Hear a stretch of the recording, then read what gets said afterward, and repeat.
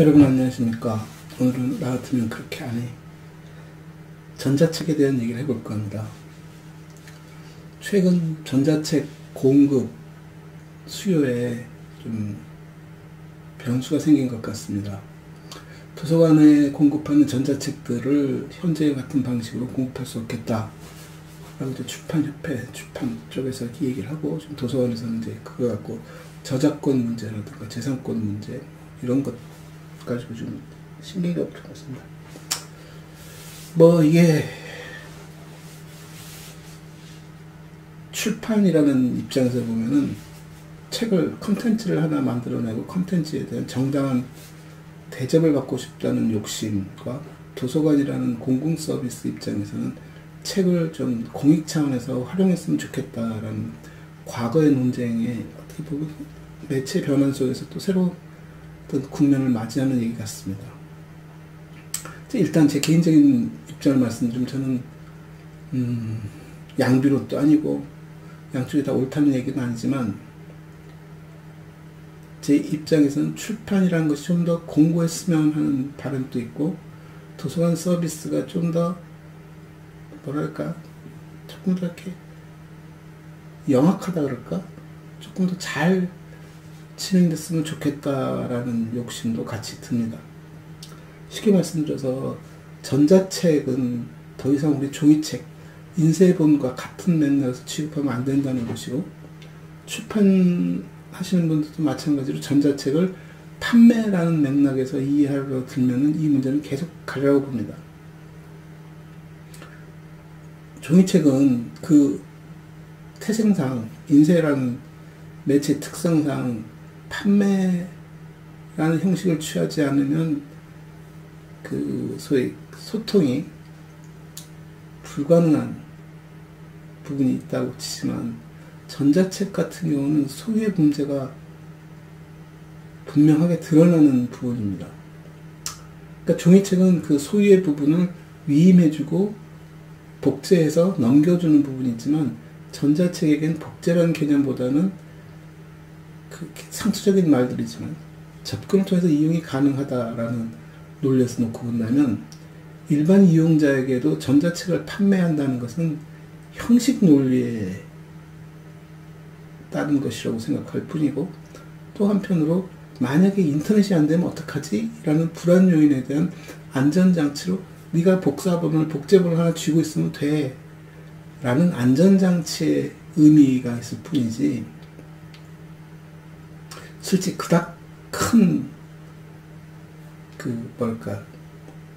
영향력은 없다라고 봅니다.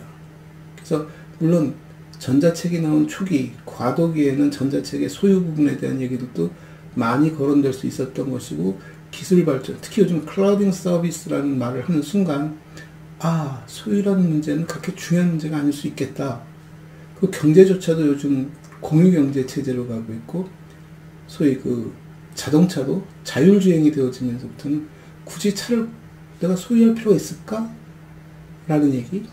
그 거리에 보면은 이렇게 전동기, 두 발짜리로 이렇게 달리는 전동기 같은 경우들도 누가 구입해서 다닌다보다 그냥 길에서 호출만 하면 근처 어딘지만 확인만 되면 언제든지 타고 언제든지 내려놓을 수 있는 그런 편익에 대한 얘기들이 더 크게 작동한다는 것이죠. 지금 서론이 길어졌는데 조금 더 방법론적인 얘기를 해보겠습니다. 지난번 제가 쓴 논문에서 전자책을 잘 관리하기 위해서는 우리가 상업적인 부분과 공익적인 부분을 적절하게 잘 운용하기 위해서는 전자책에 대한 납본 제도를 좀 적극 활용할 필요가 있겠다라는 얘기를 나눈 적이 있습니다. 이미 웹상에서 움직이는 웹 콘텐츠들은 이게 소유니 구입이니 이런 개념 없이 그냥 돌아가고 있습니다. 소유는 물론 그 콘텐츠를 생산한, 그것을 서비스하고 있는 업체가 소유하고 그걸 이용해서 언제든지 접근을 통해서 이용이 가능한 것이고, 이용 방법에 따라서는 돈을 지불하거나 아니면 구독을 하거나 아니면 광고 등을 통해서 무상으로 활용하거나 하는 방법들, 경우에 따라서는 완전히 무료로 이용하는 콘텐츠들도 있죠. 근데 그 과도기에서 우리가 전자책 ISBN 넘버를 부여하는 전자책이라고 정의하는 부분들에 대해서는 원래 있었던 책의 정의, ISBN을 부여받은 책들의 관리 체제처럼 저작권, 납본이라는 제도를 10분 발의해서, 활용해서 전자책을 하나의 플랫폼에다 모아두는 일을 하는 것입니다. 하나의 풀로 만들었다고 해서 누가 특정인이나 집단이, 기관이 소유하라는 의미가 아니라 관리만 하라는 것이죠. 교통령을 하라는 것이죠. 만약에 제가 출판사이고 제가 전자책, A라는 전자책을 발매했고 이 A라는 전자책을 그 플랫폼에 얹어두면 소비자가 저한테 와서 그 전자책을 사겠다라고 얘기하면 저는 그 플랫폼에 연락을 해주고 그 소비자에게 다이렉트리 그 전자책을 이용할 수 권한을 주면서 관리를 해주는 시스템을 얘기하는 거죠. 물론 거기에 내가 문제 제기를 한다거나 그것을 중단시키거나 하는 권리는 저에게 있을 수 있습니다. 물론 그것은 이제 법적 문제가 되겠지만 제가 관리하는 소유의 문제와 제가 관리하고 있는 그 유통의 문제라든가 수익의 문제는 오롯이 그 출판사의 몫이라는 얘기죠. 서점도 마찬가지입니다. 출판사로부터 이 위임받은 전자책에 대해서 서점 입장에서 판매를 했을 경우는 여전히 서점이 똑같은 권리를 주장할 수 있는 것이라는 얘기죠. 마찬가지로 도서관 입장에서는 도서관이 전자책을 구매 또는 어떤 형식을 취하든 전자책을 이용하겠다고 받으면 출판사 또는 서점으로부터 그 권한을 위임받고 그 다음부터 자기 이용자들에게 전자책을 대여해주는 행위를 자기 책임하여 할 수 있다는 것이죠. 물론 가장 상위의 어떤 규범을 우리가 지킨다는 전제하에 얘기를 하는 것이죠. 그럼 장점은 뭐냐 하면 소비자는 출판사에서 책을 사든 어느 출판사에서 책을 사든 어느 서점을 통해서 사든 어느 도서관에서 책을 빌려보든 전자책은 전부 자기의 서가라는 공간 속에서 이용 가능하고 그 이용에 대한 패턴이라든가 이용 데이터라든가 거기서 자기가 생산하는 부가적인 데이터들도 다 체계적으로 정리할 수 있는 장점이 있습니다. 그리고 그렇게 모였기 때문에 전자책에서 발생할 수 있는 2차, 3차의 서비스를 개발하기가 훨씬 용이하고 그것을 훨씬 더 잘 쓰일 수 있게 만들 수 있겠죠. 이제 문제는 뭐냐면 그런 전자책이 어느 정도의 가격을 갖고 유통되어질 필요가 있을까에 대한 얘기고 유통된다는 것이 판매, 소유권을 넘겨주는 행위를 말하는 것인지 아니면 이용, 권한을 넘겨주는 라이센싱을 한다는 말인지에 대한 이제 개념 정리가 한번 필요하다는 것이죠. 자, 생각해 봅시다. 도서관은 내가 구매했으니까 내 마음대로 쓰는 거야. 하지만 그 내 마음대로 속에는 이것이 소위 콘코던스하게 동시에 이용되지는 이용자 수가 종이책과 같은 맥락에서 움직이게 한다는 얘기죠. 종이책은 5부를 사면 동시에 5권을 대출해 줄 수 있지만 한 권뿐이 없다면 오로지 한 사람만 이용할 수 있고 이 사람이 반납할 때까지 이용이 불가능하다는 것을 다 알고 있는데 전자책은 한 권을 샀다고 해서 이것을 10명에 동시에 빌려줄 수 있다. 기술적으로는 가능하지만 그렇게 했을 경우 전자책을 파는 입장에서는 말이 안 되는 얘기죠. 그래서 제가 판매보다는 라이센싱이 괜찮겠다라고 얘기 드리는 것이고 만약에 개인에게 팔을 때도 마찬가지입니다. 2개, 3개의 기기에다 담을 수 있다라고 하는 것은 안전장치로서의 얘기지 2-3명이 나누어 보라는 얘기는 아니지 않느냐 하는 것이 이제 출판 쪽에서 얘기인 것이고 그런 맥락에서 놓고 본다면 뭐라고 표현해야 할까요? 자, 조금 더 기술적인 얘기로 가서 전자책이 됐든 종이책이 됐든 도서관이 책을 구매했을 경우 그 책의 수명을 한번 봅시다. 이 책이 매일같이 10년, 100년 이용되어지냐면 그렇지는 않습니다. 일정 시간이 경과하면 거의 이용되어지지 않습니다. 근데 이것이 내가 구매를 했기 때문에 도서관에서는 그 자리를 차지하고 관리하는 비용도 도서관이 떠안는 부분이 생기는 것이죠. 반면에가 아니라 그 같은 이치에서 처음에 책을 샀더니 이 책에 대한 이용하겠다는 사람들이 많아서 동시에 여러 명이 이용할 수 있게 하기 위해서 제가 복본을 구입합니다. 그래서 5부를 사기도 하고 경우도 10부를 사기도 하는 식으로 해서 초기의 이용자들의 이용 욕구를 감당해 주죠. 그 시간이 경과하면 10부가 거의 다 서가에 꽂혀있고 한 부 정도나 활용되어질까? 그것도 일정 기간이 지나고 나면 거의 서가에 머무는 시간이 많습니다. 어쩌다 한번 이용되는 거지만 그거는 우리가 일반화시켜서 말하기는 어려운 것이고 거의 몇 개월 지나면 이용되지 않는 것이 일반적 사례라고 봅니다. 근데 전자책도 똑같을 거라고 봅니다. 차라리 전자책이 더 심하면 심했지 책과 다르게 굉장히 오래 이용되어진다고 하는 것이 보이지는 않을 거라고 봅니다. 책 형태를 그대로 따를 거라고 놓고 본다면 자, 여기서 생기는 문제는 뭐냐면 도서관이 전자책을 구매했다고 해서 이 전자책을 갖고 있는 것이 도서 입장에서 뭐 부피도 안 나가고 뭐 공간 점유도 우리가 상상하는 것보다 훨씬 적고 또 이렇게 피부에 와닿지 않는 얘기니까 뭐 있는지 없는지도 모르는 거잖아. 하지만 그런다고 해서 그 전자책을 쥐고 있다는 것이 도서관에서 그닥 도움이 안 될 수도 있습니다. 쉽게 말씀드려서 전자책을 구매한다는 것은 시한성이 있을 수 있다는 거죠. 오케이. 자, 이제 사례를 갖고 제가 설명해요. 내가 전자책을 사는데 A란 전자책을 구매했어. 근데 구매가 이제 라이센싱을 하는 거죠. 임대를 하는데 임대 기간이 기본이 6개월이야. 또는 계약에서 3개월, 6개월, 1년, 뭐 5년 이런 식으로 계약할 수 있겠죠. 그래서 책의 가격은 3개월 계약과 6개월 계약과 1년 계약과 5년 계약과 10년 계약 따라 다 다를 수 있다고 봅니다. 또 한 가지는 내가 한 부를 구입했는데 이용자가 동시에 폭주해서 이 사람들을 동시에 빌려줄 수밖에 없는 상황이 온다면 어떻게 하지?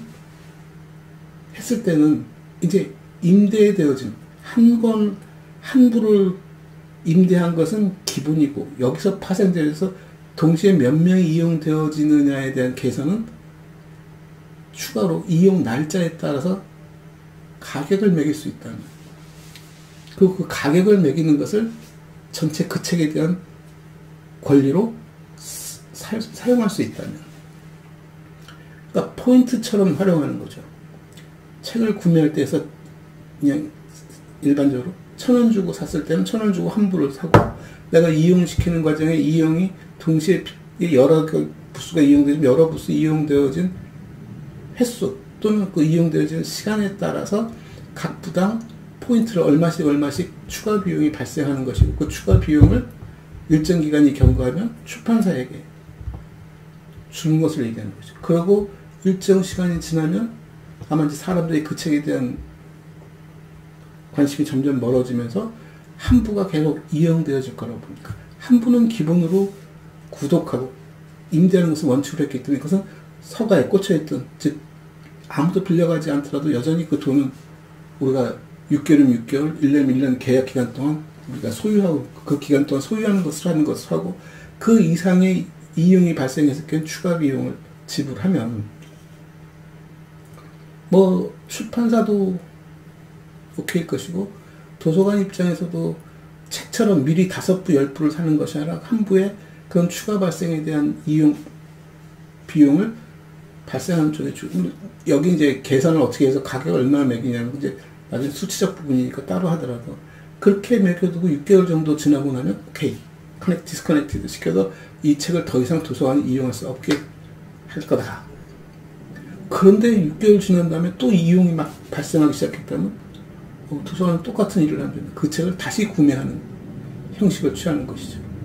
옛날에 봤던 것 같은데 지금 안 쓰다가 쓰니까 그대로 우리가 그냥 사용료만 낼게가 아니라 사용료는 이미 6개월의 기간이 경과했기 때문에 다 말소된 것이고 새시로 그 책을 구입하는 일이 발생한다는 것이죠. 이것이 가능한 것이 뭐냐면 그래서 A라는 책을 내가 임대했어. 이 도서관이 임대를 했으면 그 기록이 남아있는 것이고 사람들이 목록에서 그 책이 현재는 비활성화되어 있지만 필요할 때 클릭을 하면 활성화시킬 수 있는 부분도 있을 수 있습니다. 이렇게 되면은 악의적인 독자들, 악의적인 출판자가 그런 것을 유도해낼 수도 있겠죠. 억지로 읽지도 않는 책을 막 대출하고 하는. 그래서 중앙에서 관리했으면 하는 것이고 이것이 복제의 형태가 아니라 온라인상에서 활용하게끔 해주고 그 활용 패턴들을 기록할 수 있는 장치를 갖는다면 이것이 의도적인 아주 나쁜 의도의 그 책을 대출해가는 행위로서만 존재하는 것인지 실제로 읽고 있는 것인지에 대한 해석이 가능할 수 있겠다는 얘기를 하는 것이죠.